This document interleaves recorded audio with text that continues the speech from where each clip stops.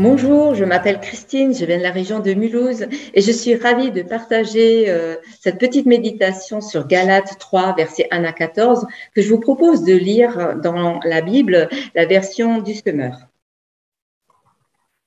Ô Galates insensés, qui vous a envoûté ainsi? Pourtant, la mort de Jésus-Christ sur la croix était clairement dépeinte à vos yeux. Je ne vous poserai qu'une seule question. À quel titre avez-vous reçu le Saint-Esprit? Est-ce parce que vous avez accompli la loi ou parce que vous avez accueilli avec foi la bonne nouvelle que vous avez entendue? Manquez-vous à ce point d'intelligence? Après avoir commencé par l'Esprit de Dieu, est-ce en comptant sur vos propres ressources que vous allez parvenir à la perfection? Avez-vous fait tant d'expériences pour rien? Si encore, c'était pour rien. Voyons, lorsque Dieu vous donne son esprit et qu'il accomplit parmi vous des miracles, le fait-il parce que vous obéissez à la loi ou parce que vous accueillez avec foi la bonne nouvelle que vous avez entendue?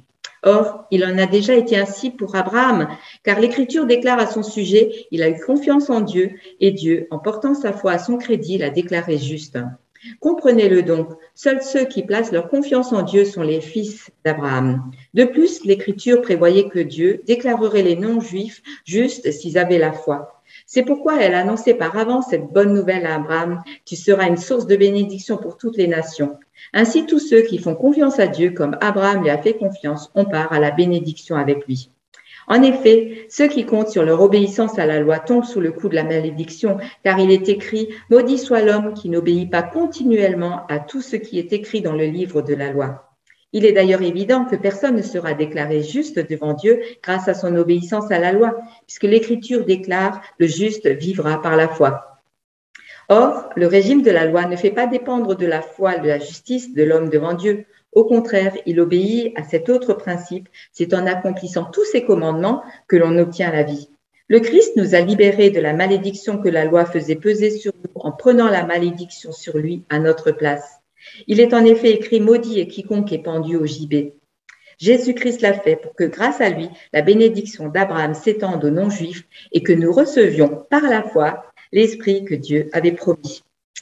Voilà la lecture pour aujourd'hui.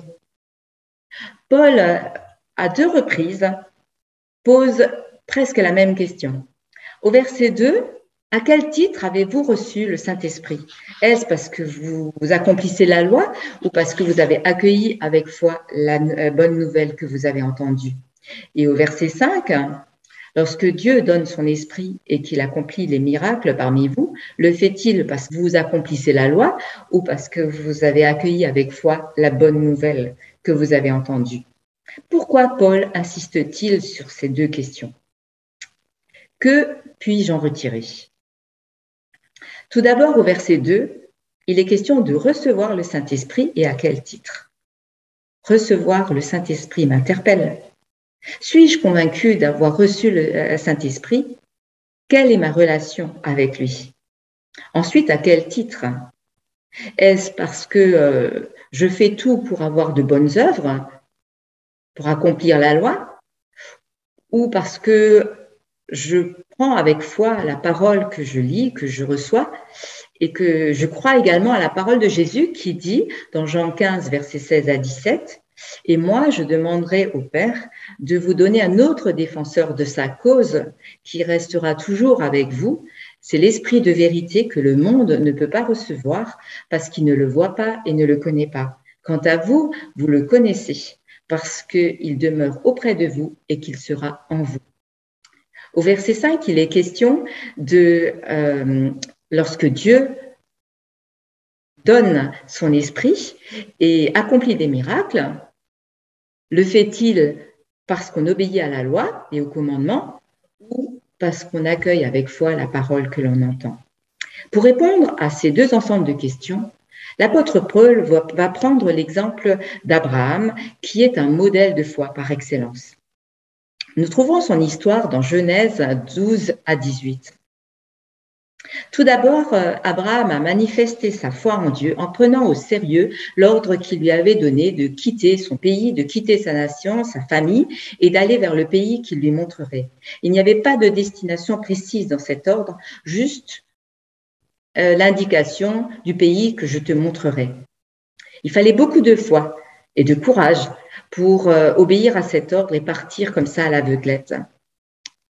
Deuxièmement, Abraham a manifesté sa foi en Dieu en prenant au sérieux la promesse qu'il lui avait faite, qu'il deviendrait le père d'une grande nation.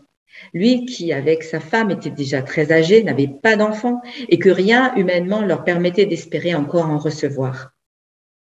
En tout cela, Abraham est vraiment un modèle pour nous. Il a entendu Dieu lui parler, il a accueilli avec foi et sérieux cette parole et il y a obéi. Alors ce texte m'amène à deux réflexions.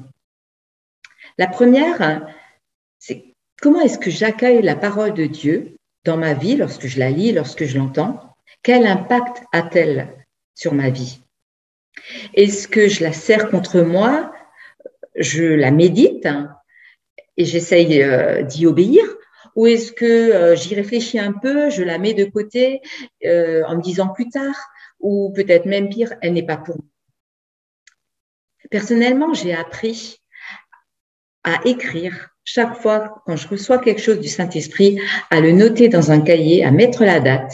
Et lorsque je ne le fais pas, je regrette à chaque fois car je finis toujours par oublier ce que je reçois. Deuxièmement, quelle est ma relation avec Dieu? Suis-je convaincue que c'est par ma foi en l'œuvre de Jésus-Christ sur la croix que je suis considérée juste devant Dieu? Ou est-ce que je pense qu'il faut que je fasse le maximum d'œuvres pour être plus juste, être meilleur devant lui? Ce qui honore Dieu, c'est de recevoir sa parole dans notre cœur, dans nos pensées. Ensuite, de lui faire confiance au point de lui confier notre vie et ensuite de lui obéir. Alors, quelle est ma dose de foi en Dieu?